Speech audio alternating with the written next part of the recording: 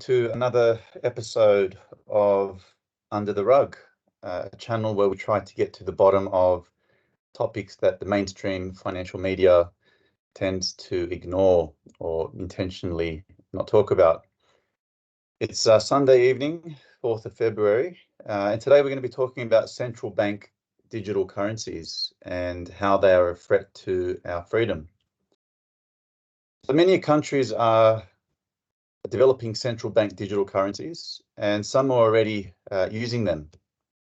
And with so many countries in the process of researching and looking at ways to transition to this new form of digital money, it's important that we understand or try to understand what they are and how they are going to impact society. So what exactly is a central bank digital currency? Well, if we have a look at the mainstream definition of what a central bank digital currency is, so we can see here that central bank digital currency is a form of digital currency issued by a country's central bank. They're similar to cryptocurrencies, except that their value is fixed by the central bank and equivalent to the country's fiat. So this is by Investopedia, which is a mainstream financial news source. So basically, a central bank digital currency is the digital form of a country's fiat monetary or currency. And it's a direct connection between the central bank and the end user, being the consumer. And what is a fiat currency? Well, it's a government issued currency, essentially backed by nothing other than the promise of the government to give value to that form of money. And the US dollar has been a fiat currency since 1971, when President Richard Nixon closed the convertibility of US dollars into gold. And the reason why he did that was because countries were losing trust in the US government at that time, as well as the US dollar, with all the massive spending and deficit spending as a result of the Vietnam War that was raging through the late 1960s and early 70s. So countries could see what was happening. The US government was spending too many US dollars relative to their to the gold that they had in their reserves. And countries like France, they demanded that they convert their US dollar holdings back into gold. And because of this strong demand of requesting their gold back, essentially the government defaulted. They stopped that gold window. And if we have a look at a bit of a representation of the different forms of money and the history around that is, so for example, we had gold, which was a commodity form of money. And that essentially was replaced by representative money, which is a paper form of currency backed by physical gold. And then we've got the fiat form of money, which is backed essentially by nothing. And if you have a look at the timing around it, so we had this bimetallic standard, as they call it, up until the early 1900s. We had the interwar gold exchange standard. And then we got the Bretton Woods system, right, which was basically after World War II, where the US dollar was backed by gold and all other currencies were pegged to the US dollar.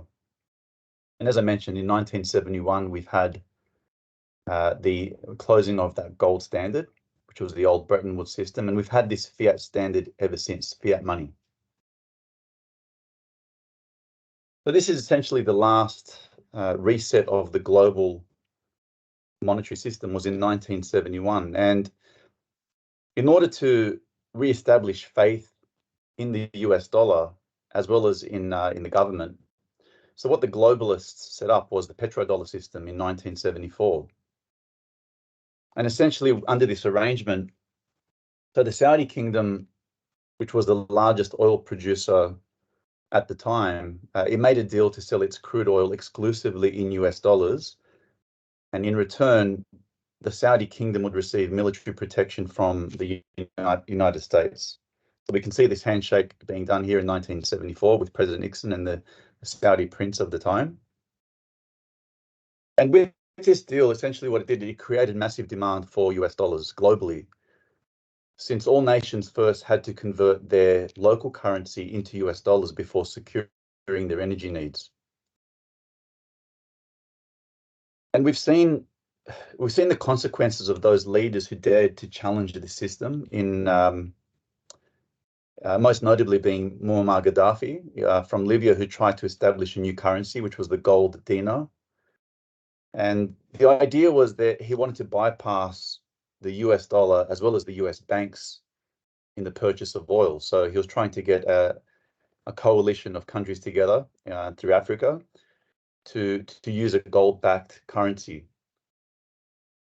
And as a result of that attempt to change the order, we know that he was brutally murdered in 2011 by a coalition of NATO forces in Libya. And similarly, we saw what happened with Saddam Hussein, who also tried to sell his oil in euros. And we know what happened to him. But you're not going to hear this in the mainstream news. I mean, you're going to hear the reason why these invasions took place was because of terrorism, all sorts of other, weapons of mass destruction, all these lies which are fed to us as a reason to go into these nations and create absolute devastation. But the real reason is it comes down to power and money. And this, I believe, is the real reason that we're seeing this escalation of military conflict today. So the BRICS nations, led by Russia, it represents a significant threat to the United States government and the dollar, as well as the global elite in general, because for the first time in over 50 years, we're seeing oil transactions that are taking place in non-US dollar currencies. And the banksters, they're desperate. They're trying to hold on to this hegemony, this power. So yeah, we're seeing, as I've been talking about in recent videos, we're seeing a significant escalation in geopolitical conflict. And the primary reason is because of this threat to the US dollar system, this petrodollar system that's been in place really for the last 50 odd years. Now, coming back to central bank digital currencies, or CBDCs, one of the questions is, why are they being developed? And from the mainstream's perspective, the way they're trying to sell it is, the main goal of CBDCs here, again from Investopedia, they're saying that the central bank digital currency is designed to provide, or its main goal, sorry, is to provide businesses and consumers with privacy, transferability, convenience, accessibility, and financial security. And CBDCs would also reduce the risk associated with using digital currencies or cryptocurrencies, which are highly volatile. So they're trying to say that central bank digital currencies are safer, they're less volatile, they can reduce fraud and money laundering. It removes the risk of viruses associated with cash. We heard all about that during the COVID lockdowns, how cash was a serious threat to everyone's health. They're also trying to say that it reduces the risk of theft, that it can eliminate bank failures and bank runs, and that it can also influence monetary policy more efficiently in the real economy. But these are all great, as far as marketing points from the globalist elite perspective, and institutions like the World Economic Forum. And I mean, they're a big player in that global elite cabal. So this is the same institution that wants us, the peasants, to own nothing, be happy, stop eating meat, start eating bugs. Right? It's these guys here who are, pushing a lot of this agenda to remove our freedoms. A bit of an anecdote here, we can see that, and then we told them the freedom of speech is, to essentially, it threatens freedom of speech. So, and this is what the reality is that a central bank digital currency, it'll give the banks absolute control over the rules and the regulations for our money. And they'll have the technology to enforce it because they're the ones who are implementing it.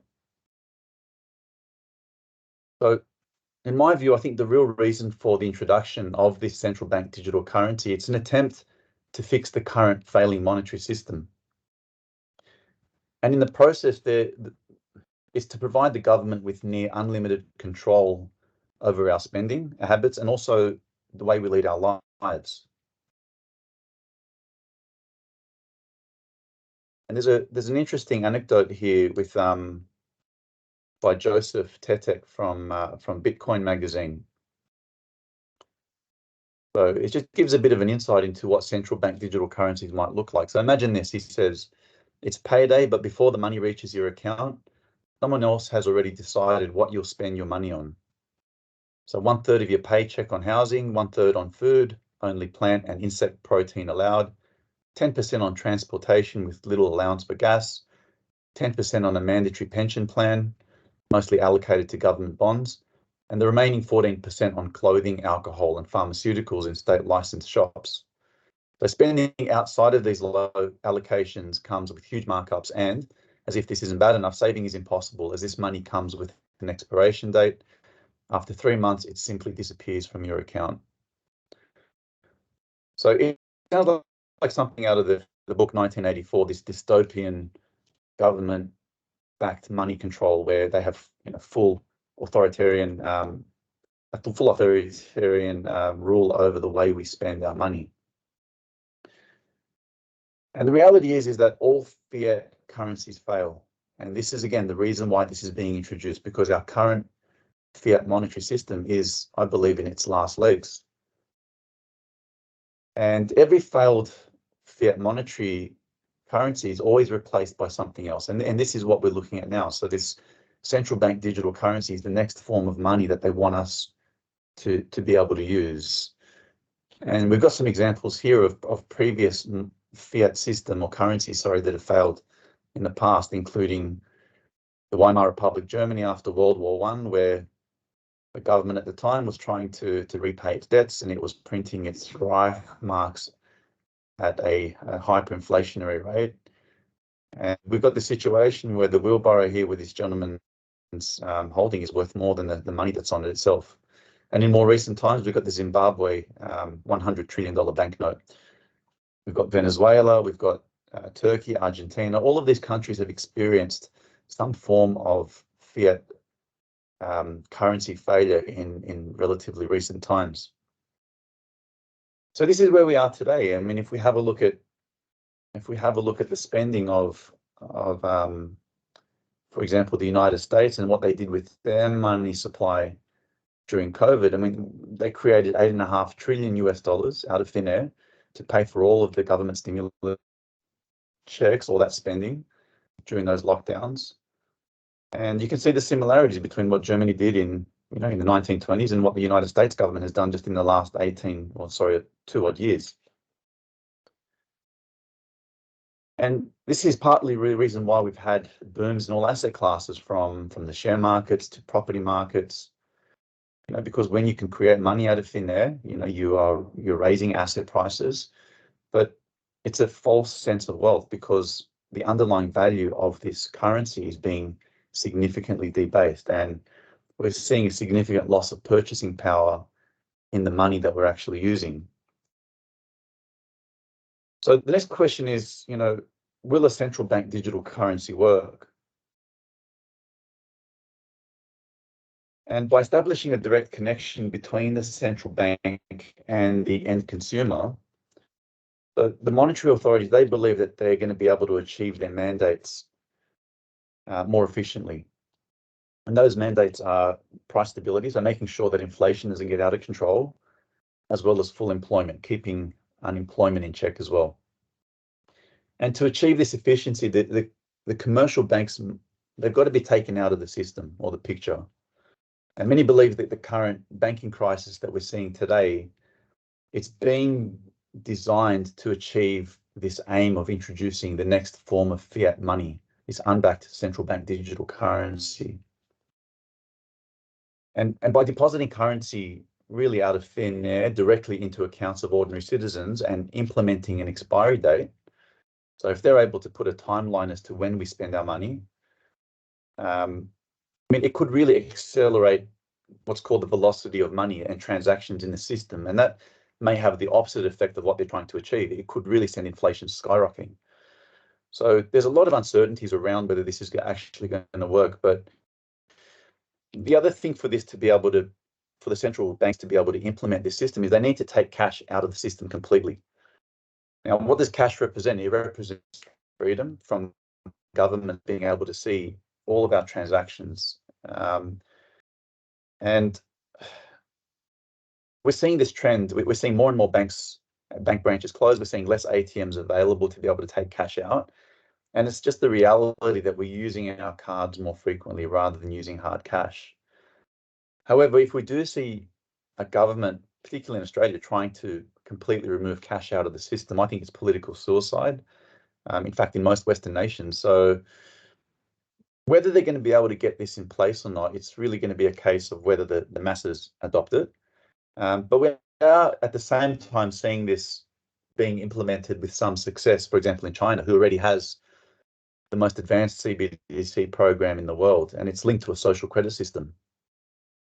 So we know that the Chinese Communist Party is already able to block the payments of anyone not complying with the government dictates, as well as things like restricting travel. So if you're saying something bad against the government, if you're not paying your debts on time, then the government has this unbelievable control to be able to restrict your transaction, your payment of money, and as well as your movements around the country.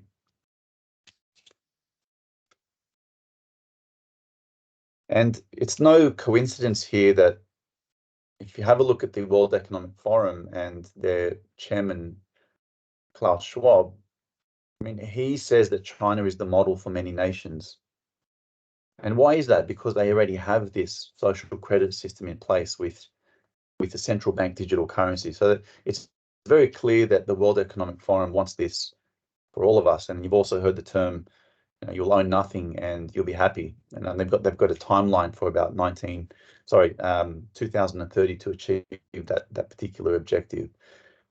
So the logical question is when a central bank digital currency is going to be introduced? And the reality is no one really knows. When it comes to Australia, I don't think it's going to be likely for at least a few years. However, governments around the world, I mean, they have a clear agenda to get them in place as soon as possible. So if we have a look at how seriously governments are pursuing central bank digital currencies as per this No BS Bitcoin article, so 130 countries representing 98% of global gross domestic product are currently pursuing a central bank digital currency program. And according to the Atlantic Council CBDC tracker, which closely follows the progress of individual programs, 11 countries have already launched their respective digital currencies, 21 are in a pilot stage, and the remainder in various stages of research and development. So it's clear that there's a big agenda happening where they're trying to fast track this. And look, I believe that an economic and financial crisis is being engineered to be able to introduce this system. They need to take the commercial banks out of the picture so that they can have a direct transaction between the central bank and the individual. And if we have a look at what happened back in 2023, last year, there were a number of big bank failures, including Silicon Valley Bank, Silvergate Bank, First Republic. We also had Credit Suisse, which failed in Switzerland, their second biggest bank. And a lot of the reasons why these banks failed is because of the crash in the US government bond markets. A lot of these banks held significant amount of bonds, and if we're going to see higher interest rates, if we're going to see higher inflation, right, we're going to see more banks fail because these banks are saddled with significant amounts of government bonds which are underwater in terms of their valuation. So something in the order of $650 billion of unrealized losses are currently being held by the banks across the United States.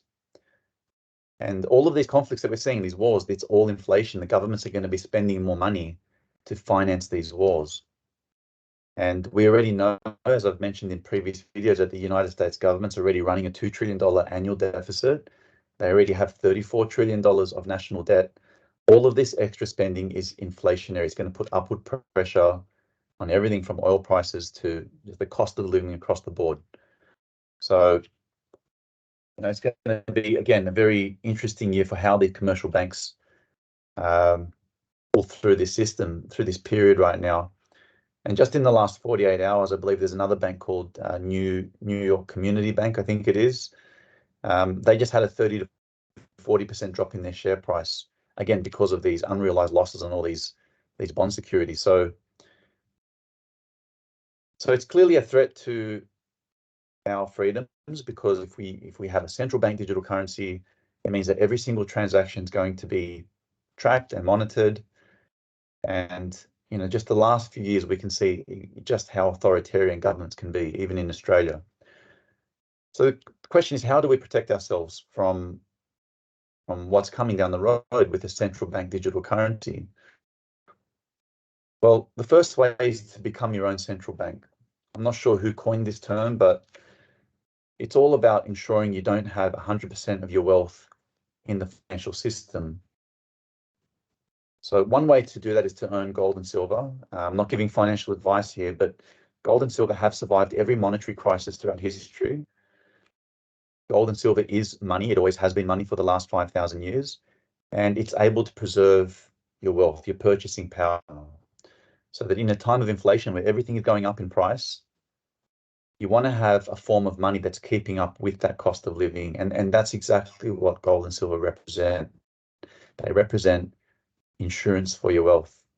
A lot of people are also buying Bitcoin. So the adoption of cryptos, in particular Bitcoin, is another form of wealth outside of the fiat system. And Bitcoin's unregulated, whereas the central bank digital currency, it's regulated by a central bank. So the whole point of part of the reason why people are buying Bitcoin is because it's a way of getting outside of the system, outside of the control of the central bank and their ability to control the way you spend your money. The other thing is to use cash whenever possible. So if we as a population continue to use and demand cash, it's going to be harder to introduce a central bank digital currency. There's going to be a lot of people who stand up against it. And finally, stay educated around and informed around what a central bank digital currency is, the changes that are happening, and alert others to the threat of this system. So I think it's important to inform your family and your friends, to let them know what's actually going on, as well as the risks involved. So the more educated we are as a population, the better we are able to actually recognize what the threat is and stand together to be able to block these actions by central banks and governments.